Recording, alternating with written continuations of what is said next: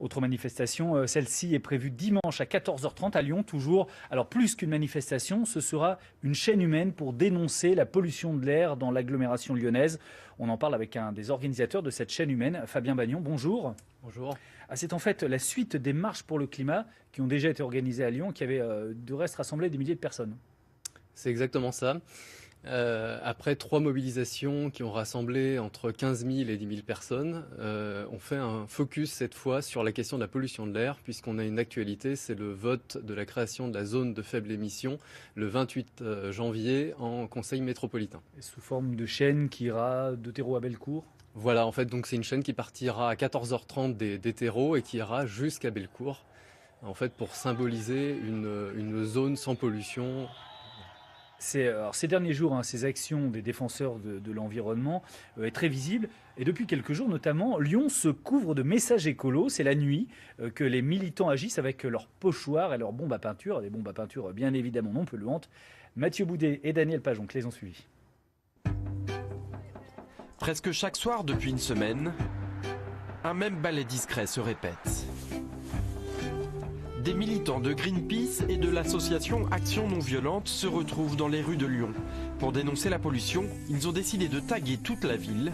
Plus de 200 messages comme celui-ci ont déjà été imprimés. C'est de la craie en fait, c'est de la craie, de l'eau et des pigments de minéraux. Donc rien de toxique. Cette grande campagne de sensibilisation intervient à l'approche d'une date importante pour la métropole. Lundi prochain, les élus voteront le projet de zone à faible émission pour limiter l'accès aux véhicules les plus polluants. Mais pour Greenpeace, c'est insuffisant. À Lyon, c'est un dispositif qui se met en place, c'est bien, mais qui est très peu ambitieux. Ça ne touche que les camions et les utilitaires les plus polluants. Donc c'est très limité. Et nous, on dit qu'il faut que ça aille plus loin. Les responsables politiques doivent prendre des mesures plus énergiques. À travers cette campagne, Greenpeace cible une problématique lyonnaise. Une nouvelle approche pour l'association. Alors qu'elle mobilisait jusqu'ici pour des causes mondiales, elle communique désormais aussi sur des enjeux locaux.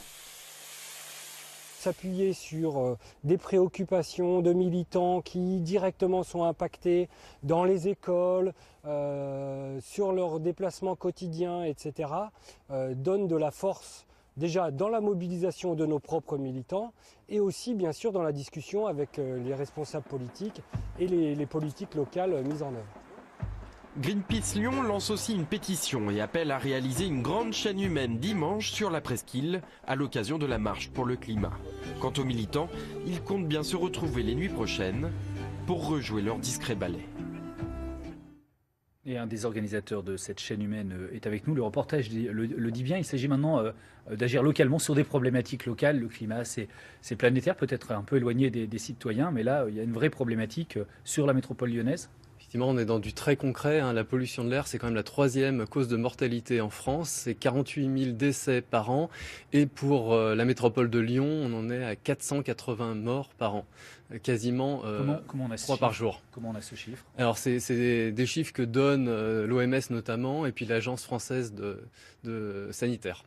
Mais l'air est si mauvais que ça. On a l'impression, par exemple, ces derniers temps, qu'il n'y a pas énormément de pics de pollution. On en entend moins parler.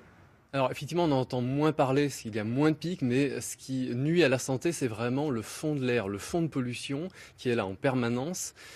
Voilà, et donc ces problématiques de pollution, les gens en avaient moins conscience, mais c'est un véritable problème sanitaire. C'est quoi les polluants qui sont vraiment dangereux pour la santé? Alors notamment, le pire, c'est les particules fines, voilà, qui sont émises par les voitures principalement. Pour vous, le problème numéro 1, c'est ça? C'est pas l'industrie, c'est vraiment la circulation? Alors, l'industrie joue un rôle, mais a fait beaucoup d'efforts sur les 10 dernières années.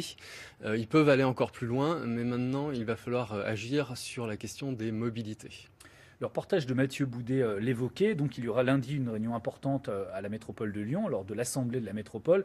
C'est de décision sur la mise en place de ce qu'on appelle une ZFE, une zone à faible émission. Donc, ça y est, il y a quand même une prise de conscience des élus. Vous la trouvez encore insuffisante? Alors effectivement, ça bouge, ça commence à bouger, mais il faut aller beaucoup plus loin. Les choses Beaucoup de choses déjà à Lyon. Il y a pas mal de déplacements maintenant qui sont possibles, de déplacements alternatifs et non polluants. Oui, il y a des efforts qui se font, mais au regard des 2 urgences, c'est-à-dire sanitaire et climatique, ça ne va pas assez loin. clairement.